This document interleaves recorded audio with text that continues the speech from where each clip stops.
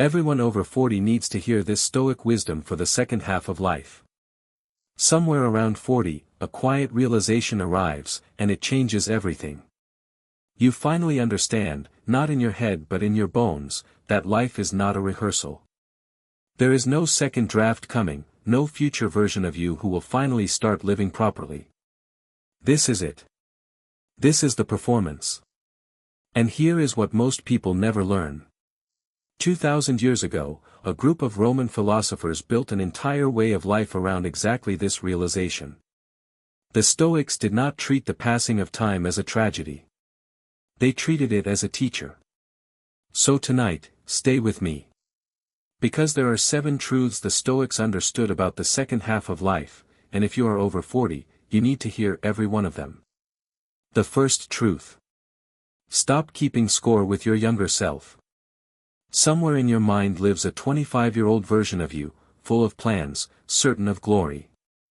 And many people spend their 40s and 50s quietly apologizing to that ghost. The career that did not explode. The book never written. The body that changed. The Stoics would call this a category error. Epictetus taught that some things are up to us and some things are not, and the past belongs entirely to the second category. It is beyond your control, as fixed as the stars. Judging your present life against an imaginary one is arguing with something that does not exist. Think of the man who spends every family dinner talking about the business he almost started. His actual life, his wife, his children, his craft, sits in front of him, unseen. The Stoics ask a different question. Not, did I become who I planned to be? But, am I acting well with what I have, right now? The second truth. Your remaining time is an asset, not a countdown.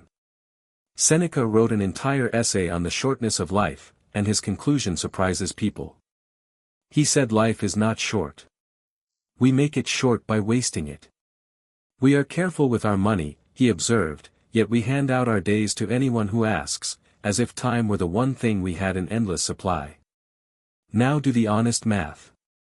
At 45, you may have 40 years left. That is more time than you had lived when you finished raising the first chapters of your life. Enough time to master a language, build a business, watch children become adults, become a genuinely wise human being. The countdown mindset says, it is getting late. The Stoic mindset says, look how much capital remains, and now I finally know how to invest it. A young person has more time but spends it blindly. You have less time and, at last, the judgment to spend it well. The third truth. Prune your relationships without guilt. By 40, you have accumulated people the way an attic accumulates boxes. Colleagues from jobs you left. Friendships that run on habit and obligation, not warmth. Seneca warned his friend Lucilius to choose carefully whom he spent his hours with, because we absorb the character of our companions whether we intend to or not. He was blunt about crowds, saying he never returned from them quite the same man he was before. This is not cruelty. It is stewardship. Every hour given to a draining acquaintance is an hour taken from your spouse, your closest friends, your own soul. Picture the woman who finally stops attending the monthly gathering she has dreaded for 10 years, and uses that evening to call her sister instead. Nothing dramatic. No confrontation. Just a quiet reallocation of love. In the second half of life, fewer people, held closer, is not loneliness. It is depth. The fourth truth. Health becomes philosophy in practice. When you are 25, taking care of your body is vanity. After 40, it becomes ethics. Musonius Rufus, the teacher of Epictetus, insisted that philosophers must train the body as well as the mind, because the body is the instrument through which every virtue is exercised. Courage, patience, service to others, all of it runs through your physical self. The Stoics never worshipped the body, but they refused to neglect it, the way a soldier refuses to neglect his equipment. So the morning walk is no longer about how you look at the beach. It is about being strong enough to lift your grandchild in 15 years. The vegetables, the sleep, the doctor's appointment you keep postponing, these are philosophical acts now. Discipline in small physical things trains discipline in everything else. Ask yourself honestly. If your body is the horse that carries you through the second half of life, how are you treating the horse? The fifth truth. Ambition must shift from getting to giving. The first half of life runs on acquisition. Titles, money, square footage, applause. And that engine served its purpose. But somewhere past 40, the same fuel starts to poison the machine. Marcus Aurelius, the most powerful man alive, reminded himself constantly that fame is an echo, that the applause of others is the clapping of hands that will soon be dust, and that we were made for cooperation, like rows of teeth, like the two hands of one body. The Stoics believed a human being finds purpose the way a vine finds purpose, by bearing fruit for others. Watch what happens to the executive who starts mentoring young people in his field. The same skills, the same hours, but the anxiety drains away and meaning floods in. He stopped asking, what can I still win? He started asking, what can I still plant? That single shift turns the second half of life from a decline into a harvest. The sixth truth. Make peace with mortality, your parents, and your own. This is the hardest one, so let us say it plainly. If you are over 40, you will likely bury your parents, and one day the people you love will bury you. The Stoics did not flinch from this. They practiced memento mori, the deliberate remembering of death, not to darken life but to sweeten it. Marcus Aurelius told himself he could leave life at any moment, and to let that thought shape every word and action. Seneca urged us to treat each day as if it rounded out a complete life. Here is what that looks like in practice. The next time you visit your aging father, really visit him. Ask the questions you have postponed. Say the sentence you have been saving.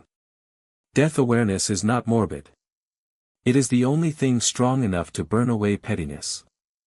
The people who accept that time is finite are the ones who finally stop wasting it. The seventh truth. It is never too late to become who you could be. Marcus Aurelius did not begin writing his meditations as a young man full of promise. He began them around his 50s, in a military camp on a cold frontier, weary, grieving, burdened by an empire. The greatest work of Stoic philosophy is, quite literally, the journal of a tired man past midlife who refused to stop working on his own character. He wrote to himself that he should stop wandering, stop postponing, and be good now, because no one becomes wise by accident or by delay. Epictetus asked his students how long they intended to wait before demanding the best of themselves. So the truth is simple.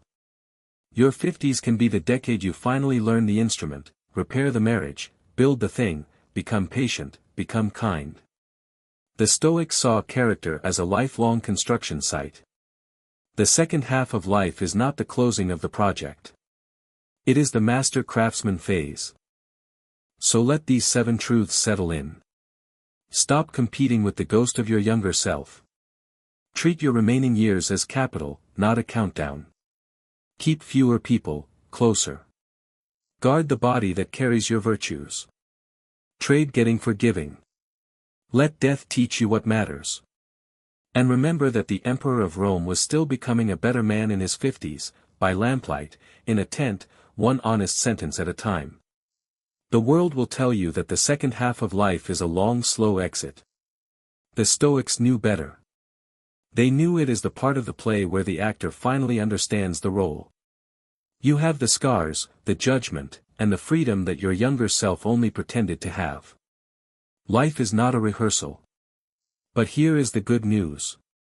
You no longer need one. You know the lines now. Go and live them, starting today, starting with this evening, starting with the very next thing you do.